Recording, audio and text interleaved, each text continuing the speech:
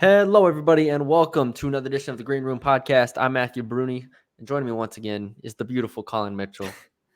Wow, you've never Wow, called look me at him. He beautiful got before. him smiling. Colin, yeah, Norma doesn't compliment you anymore. Was it the Capri Sun that I had? Is that what it is? I don't think Norma's ever complimented me. Oh my god, this is not good. That's not good. That's not good. I don't really care, so it's like you know what I mean. Like I don't really like whenever I You, dress up for stuff. I don't really like come out being like, don't I look good or I was something gonna like say that. you I never I I, feel I like never do that. fly or anything. Never You never. never do that. Do I look like the person that does that? I don't know. You've worn that red jacket You before. you knowing, yeah, but I didn't go like, hey, Hey. hey. No, I just wore the red jacket. Okay, I respect that. I respect that. Um, well, Colin, we had a basketball game tonight. We NIT did indeed. basketball game. The Bruni Bowl Part 2. I was there in attendance. Everybody in the world was like, "Hey, big day!" Went on the radio, like I said, for all these places. Everybody's asking me what I thought about the game, and honestly, North Texas LSU. Honestly, I went in thinking it was a pretty coin flippy game. Like I didn't know which way it was going to go because how the first game went, which I know was 4 months ago, but It was 4 months ago. a lot of those strengths are like the same still, right? Like I thought LSU would still, win at the forward spots potentially, could just because they were taller and that's where they like attacking the rim. And North Texas was gonna win with threes. Um, yeah, North Texas just punched him in the face like over and over and over and out toughed them, out physicaled them, beat the heck out of them. And that's not a young or inexperienced LSU team either. That is a team with, I think, 4 seniors in the, or maybe not starting lineup, but in the rotation. No, honestly, 5 seniors in their rotation. So an older team, and North Texas just took the win from them, 84-77. Where do you want to start when talking about this emphatic North Texas win? Because I feel great right now. I feel great too. I would like to start in you thinking it was a coin flip. I disagree. I mean, I get what you're saying, but I think that at this point of the season, if we thought that they were going to live up to what they needed to live up to, they had to do something like this, and I'm glad they did. And that was my point in the last podcast when LSU was 90 something and Ken Palm and North Texas was 70 something. Yeah. Like this is a game that they should be doing this or looking like this for, and they came out and looked the best offensively that I've seen in, I mean, who knows how long. I mean, they've had their spurts, right? Like obviously Jason, but as a team and overall throughout the game, they did it in the break. They did it in half court. Yep. Like CJ was bullying people. Ruben was doing, I mean, let me read these off. Jason Edwards, 16 points. He did his thing. That's great. Aaron Scott, 14 points, 6 of 11, had 2 threes. Ruben, 17 points, 3 of 5 from 3, 4 assists.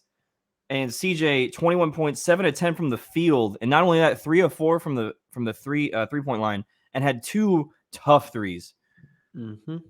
So, and that's only in 26 minutes too. CJ only played 26 minutes and scored 21 points. Yes.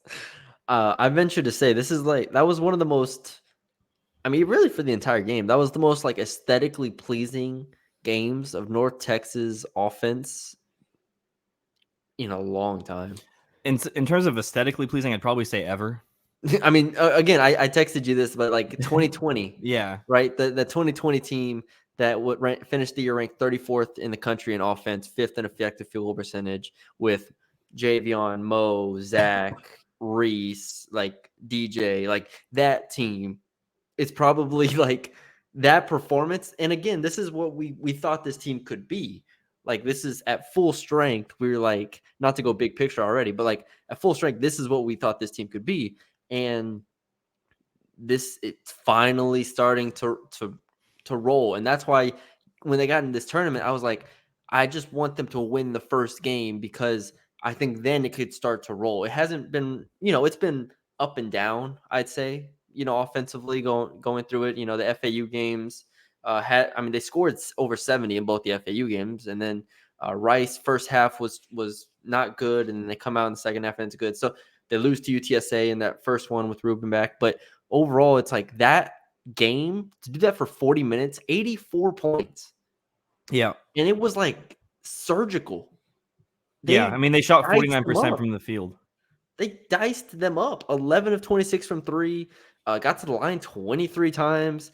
Had only 10 turnovers, and LSU had no answers. No answers. And that's an LSU team that went 9-9 in conference. That's an LSU team that I've seen give a lot of really good, like I watched them beat Kentucky at home. I mean, they beat South Carolina on the road. That's a solid LSU team, and North Texas worked them for 40 minutes. Yeah, and I think also too is this is what we've seen. I'm glad that we were able to see that under Ross and not just Grant that this team can not necessarily perform better, but there's clearly a different gear that North Texas teams hit when it comes tournament time. Like the intensity tonight was insane. There's that clip that we posted on Twitter of I think it was Mulai going up, losing the ball, diving for the ball, hitting it to Aaron getting a layup. I mean, yeah, that's just what this team's gonna do to you. And the thing is like LSU is not like a soft team. Trey Hannibal is like a linebacker playing point guard. Yeah. Like Will Baker isn't the toughest guy, but he's big. Jordan Wright is a real tough guard. They got Derek Fountain, senior, like these Hunter Dean, the big white dude down there. Like they're not like this soft group. I think they're the 17th tallest team in the country. And North Texas, like we talked about in the preview, is like that's been their weakness to a degree is defending those big posts consistently.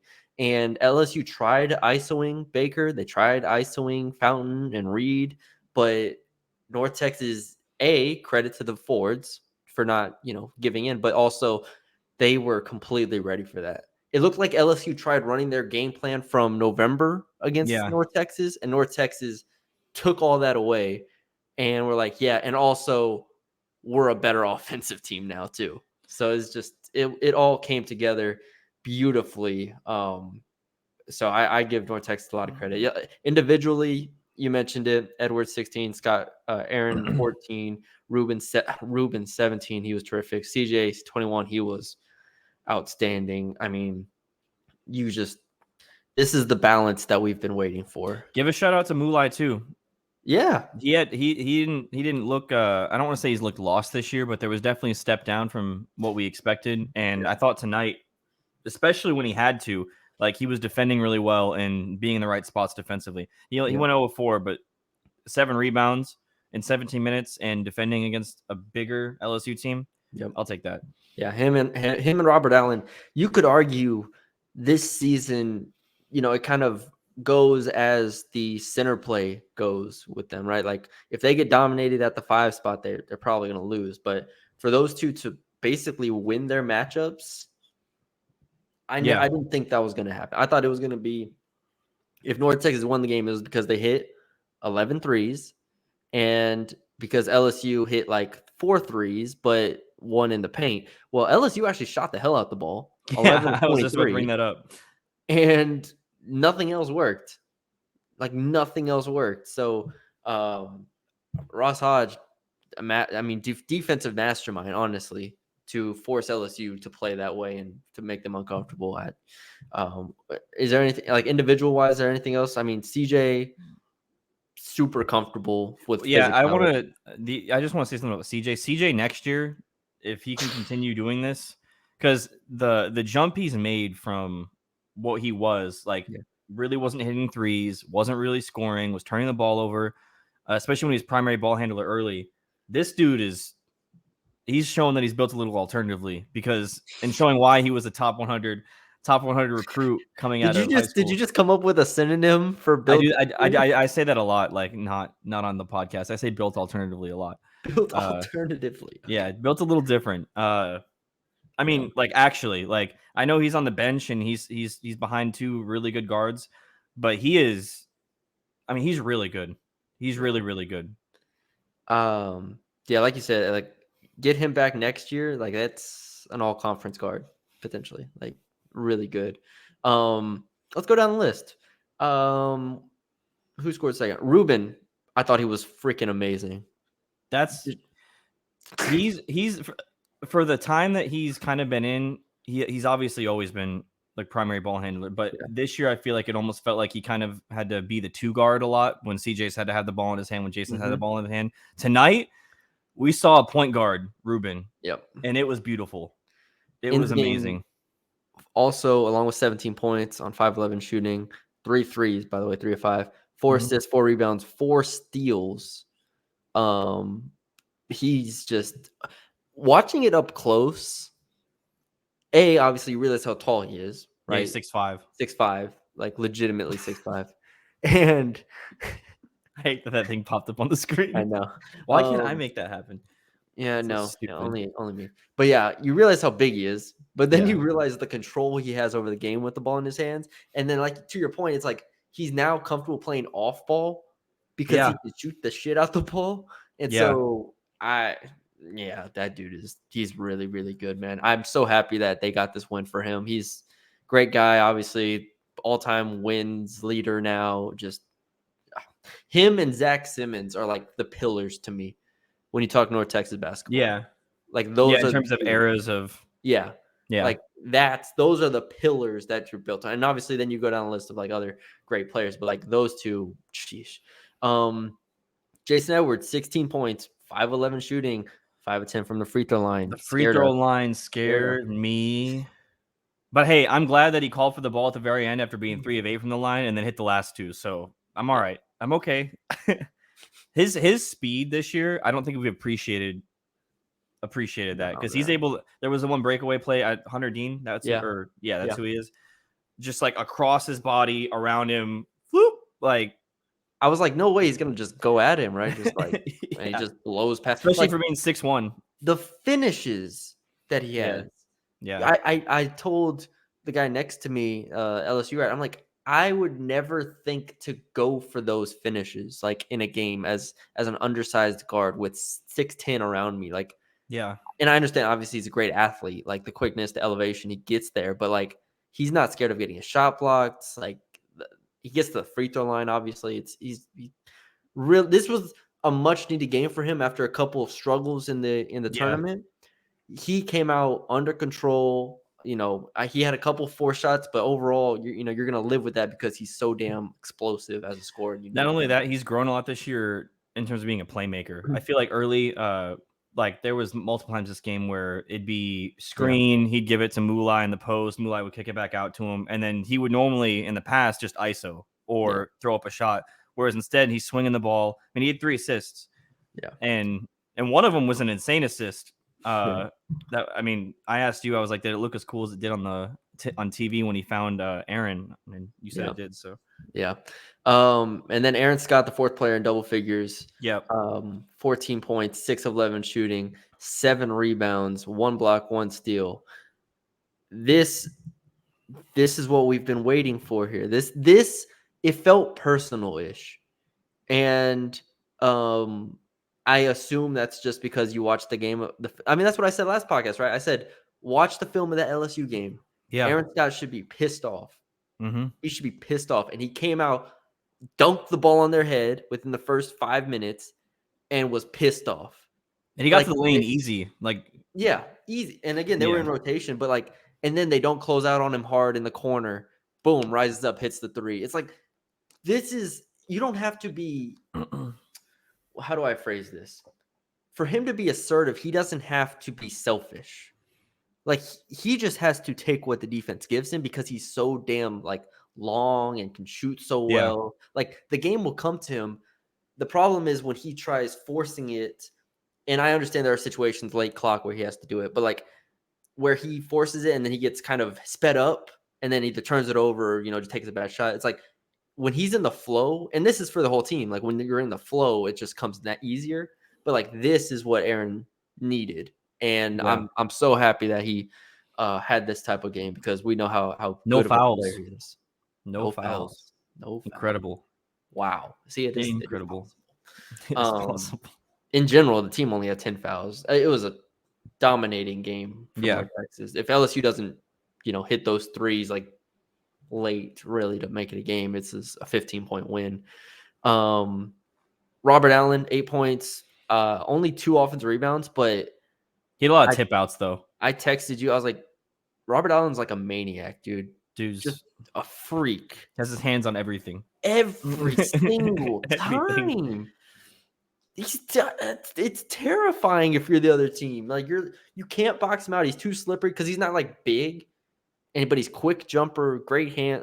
Dude, he is the perfect like again. Is he a great like all around center? No, like I don't think he's like elite like all conference level, but for what he does well, he does so damn well, and it's great.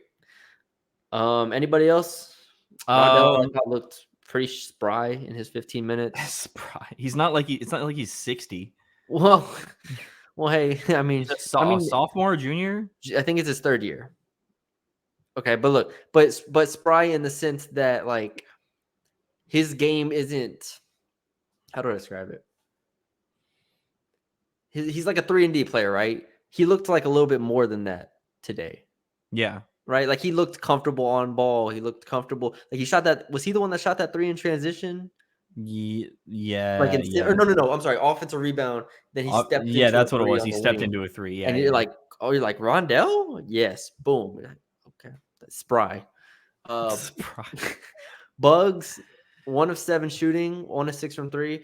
I don't think I had a problem with almost any 3 he took though. I did have a problem with the 1-2. Oh, you had a problem with 1? The 1-2, the one like midi that he hit. Oh, the mid range, yes. Yeah. Okay. I think he was just excited. He just looked really excited to be there. He was very excited. Back in his home state, man. Oh yeah, Back in his home state. He'll be fine. Plus that 3 that he hit was big. So yeah, massive. And that's it. That's everybody. Mulai, we already talked about. Man, what a win! What a game.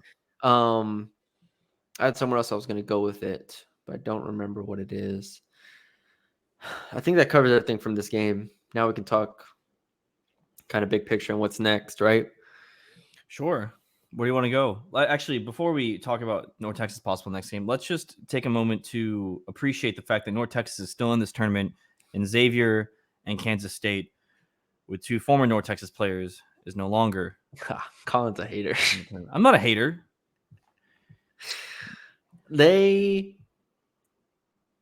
First of all, Abu's situation, we don't know because he missed like last year's NIT tournament because no, I'm not hating on the people leaving. Like Tyler, like obviously he did a lot. He can go try to do what he needs to do. Yeah. Abu can do what he tries to do. I'm just saying in terms of the program, like Xavier basketball school, Kansas State basketball conference, and made a run in the tournament last year. Like North Texas is still alive, is what I'm saying. Dude.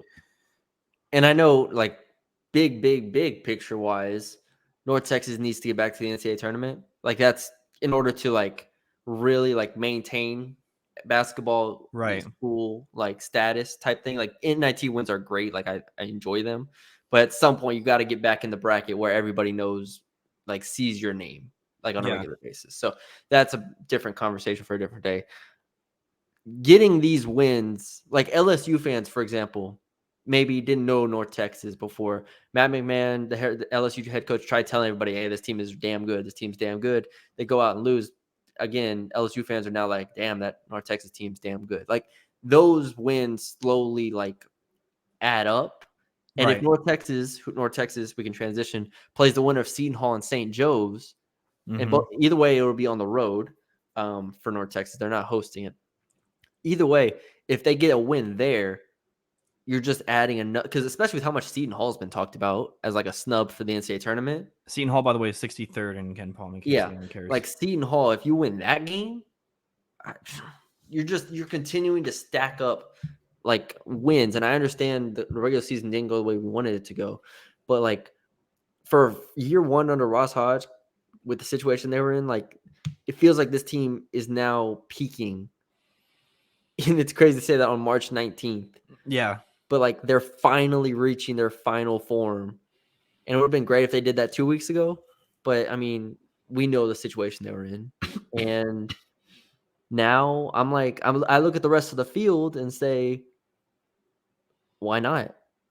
Well, so you have I had the bracket up just a second ago I have the bracket up, but go with ahead. like the games who'd won and lost though, Oh, I mean, and now I don't Providence have lost it. to Boston College. I know UNLV beat.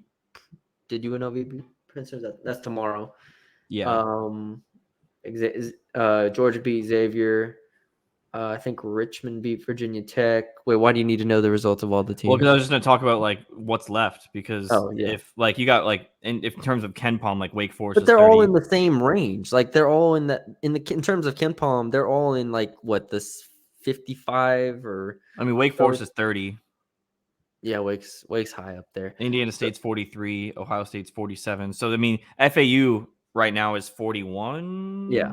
So, So but there are still, teams like that in this, is what I'm saying. no, exactly. And I'm sure Seton Hall. You said they're 60 something. They went 62. 13-7 in the Big East. Like Yeah. that's going to be an incredibly tough game.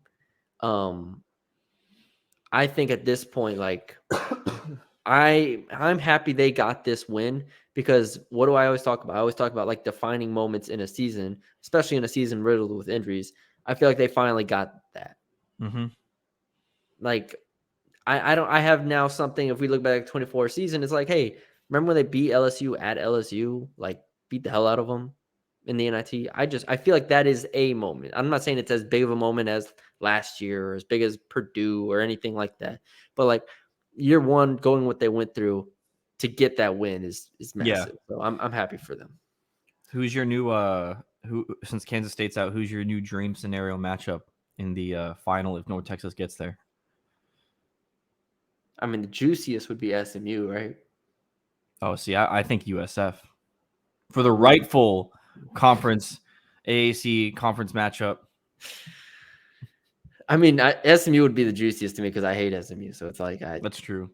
that would be the one. I'd be nervous about that game because SMU beating us would be just like Especially in a painful final. in a final. Yes, Yeah, kind of like that'd how be UAB was last year, except like we respected UAB because they were really really good.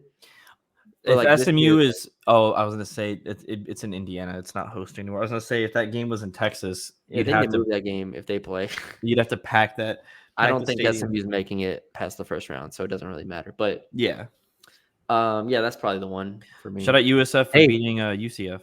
how about this? North Texas versus San Francisco in the final. CBI matchup CBI rematch. from 7 years ago rematch. What was the guy's name on San Francisco? Frankie Ferrari. Frankie Ferrari. Yeah, damn, we got good memories, Colin. We're just calling back players from 7 years ago on San Francisco. and if that happens, the NIT needs to do a 3-game series again, just like they did in the CBI back in the That day. was insane, actually. That was the best idea ever. It The really best was. idea. It really Have a was. 3-game series in the CBI championship between North Texas and San Francisco. Fantastic. Okay. Last thing I want to ask because I don't think we're going to do a podcast after Seton Hall or St. Joseph's play.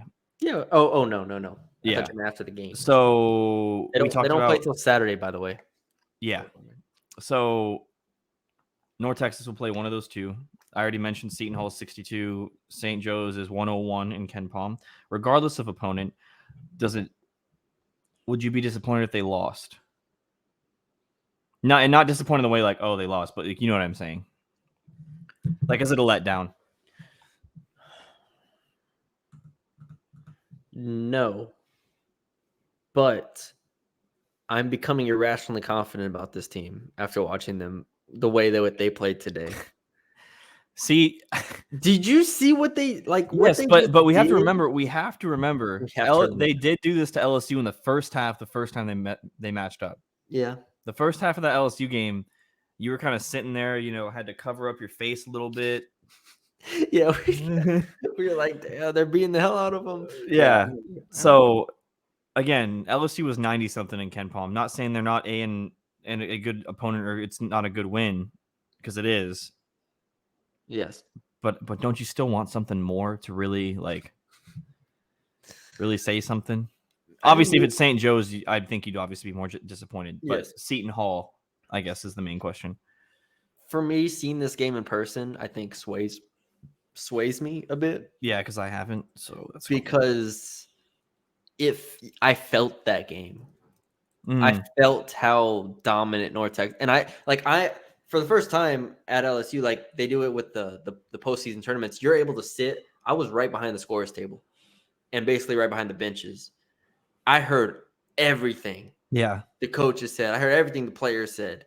I felt every timeout when North Texas came off. There was never a doubt that North Texas was winning that game. It was never a doubt. Like it was done. I'm Is telling that the fandom speaking, or did you actually believe the whole time? it's partially fandom. Well, I was look. Obviously, you weren't Nothing sitting gets there me cheering. excited the way that North Texas basketball does. Besides like Spurs basketball when they're good, but like North Texas basketball is my that's my shit. And Yeah. I was sitting there watching that up close. Them put it on a 99 SEC team. That was fun. And so now I'm like, who's stopping them? I'm looking at Seton Hall is a really good team. At the same time, they are 226 in effective field goal percentage. I'm already talking myself into it. They're Here's the thing. 296 in Here's the turnover thing. percentage offense. Like, are we sure North This is Texas isn't just going to clamp them up? well. This is why I asked the question to you, because last podcast you talked Seton Hall up. I felt like they are 62nd or whatever I said in Ken Palm. They're 67th in net. SMU is above them. San Francisco is above them. Okay, Xavier is I'll tell you above them. what. They UCF is above them, and they just lost to beat, USF. and I don't know, like they beat UConn at home by 15, and they beat Marquette at home. Like those two wins, and they beat St. John's on the road. So those are like 3 wins that put Okay. them in a stratosphere to where you're like, this is a team that deserves. That's why they should have been in the tournament, right? You're Right. like looking at those wins, and you're looking at 13-7 in the Big East. You're like, But you could say the same thing about North Texas in a certain sense. They should have beat St. yes. John's. And so that's what okay. So this is the point I'm making. Watching them win this game, because at halftime, what did I tell you? I said they're known, like they've had good first halves before. Mm-hmm. And then what they do? They extended the lead. They got up to 18. Yeah, they had like a 12-0 run. Yeah, they get it up to 18, and now they end up, eventually they still somehow let LSU back in it. But that's partially because of the trap, though. I don't want to. Seeing them win this game, maybe I'm wrong, but it alleviated some of my concerns that this is, or it convinced me rather that this is a different team than a team that lost to UTSA a month ago. Right. Like this is a different team than the team that went 10-8 in conference. Like that, I feel different now. So I don't know. Maybe Seton Hall is that team that beat UConn on December 20th, but maybe they're not. I think a good comparison for an opponent North Texas has played, probably not to the same caliber as FAU. FAU beat Arizona, but they lost to Temple. I mean, and I don't think Seton Hall I mean, they're not a tournament team. Seton Hall's last game, they lost to St. John's by 19 points. Yeah, in Madison Square Garden. So it's not like they're, giants, but I'm just saying. And they lost to UConn by 30 points. Yes, they have, and again, a lot of their best wins are at home, right? Like they're definitely better at home than they are on the road, which isn't abnormal, but it's just I feel a lot better right now. Xavier beat him by 20 earlier in the season. No, so it's going into the tournament. I said winning 2 games felt like a long shot. Like beating LSU and Seton Hall. Mm-hmm. Right now, I look at the field and say, who's stopping North Texas if they play the way that they just played today? Right. Because being on the road doesn't affect this team, I don't think. No, I don't think. I think they've been they went to the NIT last year. They beat Purdue the year before that, I guess. Yeah. Well, technically that was a road game because that was in Indiana. Or 2 years ago. Or I guess that'd be 3 I will years say ago. Seton Hall will have a heck of a lot better crowd than LSU did today. Oh, yeah, basketball school. Good Lord. But there was 800 people there. I agree that I don't think that really bothers them anymore. But either way, I do think like I'll be disappointed, but I'm not going to be upset if they lose a close game to Seton Hall on the road. Like, I just don't think I would be, but I feel really good about this team right now. So we'll see. All What are you right. predicting if it's Seton Hall? We did a prediction against North Texas LSU. I just said they're winning the whole thing. So Oh, I didn't know that was a serious.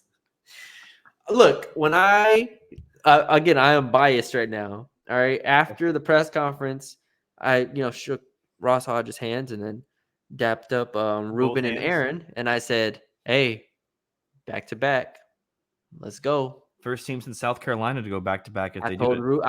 I told Ruben and Aaron tonight, let's go back to back. I told Ruben. So they know, they know where I'm at.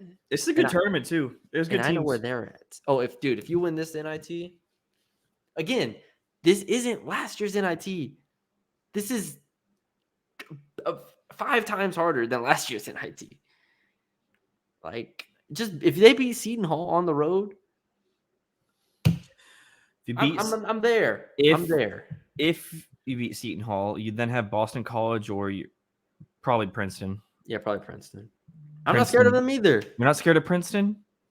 Princeton's kind of scary. No, it's going to be a slow game between 2 slow teams. Where's Princeton and Well, Pace? Princeton is 65th in Ken Palm. I thought they were a lot higher than that, so maybe not.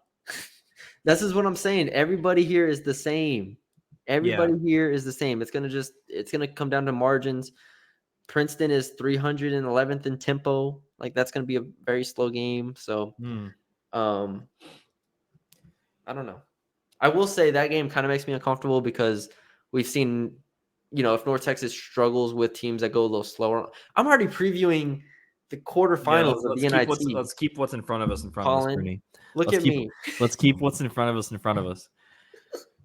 It is exciting though to be able to pay attention to March every year as a North Texas fan. Yes, and again, especially since I'm a basketball fan over anything else. Yes. So, like, again, if you want to go like big picture, eventually, yes, next year we want to get back to the NCAA. We don't want to go to the NIT for a 4th straight year. But like, look who we're beating in the NIT. It's not like we're showing up to the NIT and losing first round. 2 years ago, they lost to Virginia in a close freaking game. And not to talk about Virginia right now. After Virginia's going through it right now. That Virginia team was really good 2 years ago. Yeah. Last year they won the whole thing, and now this year they beat LSU. Like, they're getting in here and getting good wins or good competition. So I'd be pissed if they got in and lost every year, but they're not doing that. So that's true. Go win the NIT every year. That's fine. I'll keep buying the shirts. I need a toughest team win shirt with Ross on it now. Yeah, just Photoshop his face over Grant's. No, you can do a different. Well, you can design it. Can I? Why can you not just find a picture of Ross? I don't know. I mean, I could definitely do it and make both of us just one of them and be like, hey. Or, dude, you don't even have to do it. Just put it in green font. Toughest team wins with like. No, it's got to look cool. You got to make sure it matches like Grant's t-shirt level. Okay. You know what I'm saying? We need like a new saying for Ross. No, it's the same administration. Okay. Same administration. Yeah. Colin is ready for the election, folks. I'll tell you that. That's going to be taken in the way that I don't want to be associated with. It's the same administration. All right. Sorry. No politics on the podcast. Oh, that's really funny. I hope the American Conference does do good in this, though, and then does good in the tournament, because I feel like it's kind of, as a conference in terms of basketball, almost rightfully so, it's been kind of getting talked down to, which, I mean, when you lose Cincinnati, Houston, BYU, Louisville, BYU. The NCAA is going to try to get big schools as much of an advantage as they can. I already told you it was BS that LSU was even hosting this game. Yeah. And now we destroy them. Destroy the big schools. Let the little man win. So we'll see. I think we talked long enough. I wasn't even going to talk this long on this podcast, but here we are. I'm hyped up. You wanted to talk that long. You're pretty. I can tell you're giddy. Yes, I am giddy. That's a good way to describe me right now. I do wonder if they make it to the third round against like UNLV or Boston College or somebody, like if North Texas could host the 26th or 27th. I know the 23rd, 24th, they said the Super Pit was booked up. Mhm. I wonder, that would be really, really cool if they could host the What third day round. is that? 26th, 27th. What day though? Like, is it Wednesday, you know? Thursday? Something like that? That's upsetting. I couldn't go to the game. Couldn't It's go Tuesday, to the Wednesday, game. actually. Tuesday, Wednesday. Still couldn't go to the game. You know? Well, sorry, folks. Sorry, folks. We will not have North Double Texas has to coverage. come to LSU to get in-person coverage. I work nights, Brune. Okay, leave me alone. Fire Colin. Hell yeah. Colin. All right. That's it. There you go. We're done. Great podcast. This is only on YouTube. So remember the word vodcast? That's what this is. Oh, really? that was used like right after podcast came out. It's a video cast, Brune. Well, you're older than me, so by a year. Not even a year. A year and 3 months. Okay. Oh yeah, it would be a year and 3 months. That's crazy. Yeah. It's almost my birthday, Colin. Do you remember when it is? Yes. What are you getting me? What did you get me? I got you nothing. That's not true. I got you our deal with Home Field. That was over the summer. That was also together. Yeah, you also benefited from that. How about this? Don't pay, because Colin leeches off me for YouTube TV. Don't pay YouTube TV this month. All right. Hold on. Let me just go cancel my Adobe subscription that you've been using for the last 5 years. Hey. Calm down, bud. All right. I think I used that as a tax write-off this year too. That's the funny part. No way. Oh, I shouldn't say that. Edit that out. Edit that out. Tax write-off. Edit that out. That is unbelievable. I did not. Some AI is gonna scrub this and find that, and I'm gonna be in. Really getting taken down by AI, and then going, technology is amazing. At the end of it, would be. Brune's notorious for saying, "Isn't technology great?" It's a late night podcast. Who cares? But yeah, we'll end it. But yeah, we'll do a podcast after the win over Seton Hall or the win over Seton Hall or St. Joseph's. St. Joseph's, let's give them a shot. Okay, they're gonna lose, but let's give them a shot. I would love to play St. Joseph. Let me go look at their Ken Palm so I can get 101 more. It's 101. 100. And they're lower in net, so they can kind of score the ball though. They can shoot it. Damn. Yeah, I don't really want to play them. Are you officially saying that you'd rather take Seton Hall over St. Joseph's? Just saying, man. I mean, I guess Cornell gave. No, bro, they lost to Texas A&M Commerce at home. Oh yeah, okay. That's crazy. Yeah, we take St. Joseph's. That's great. They beat Princeton though early in the year. That just means that North Texas can beat Princeton, and they beat Temple, the runner-ups in the AAC. Good for Temple. So, I'd also like to point out, since we haven't done a podcast or talked about this, that Charlotte didn't make any tournament, and you had them as world beaters. Did they? Did they decline? I didn't see any word. Did they decline? Where was that tweet that I sent you? That was every team that declined. Where was that tweet? Well, maybe I don't know. Okay. Hold on. Let me check real quick. And there's no way they declined because that's stupid. No, they didn't decline. The only school from the American that declined was Memphis. UCLA, Cal, and Oregon State were invited before them. We're ending this podcast. Goodbye, everybody. Thank you all. Hope you all have a great week. Enjoy March Madness. We'll be back. Is Charlotte even in the CBI? We will talk to y'all later. We're not talking about the CBI, Colin. There's no. They didn't make that either. CIT. We're done.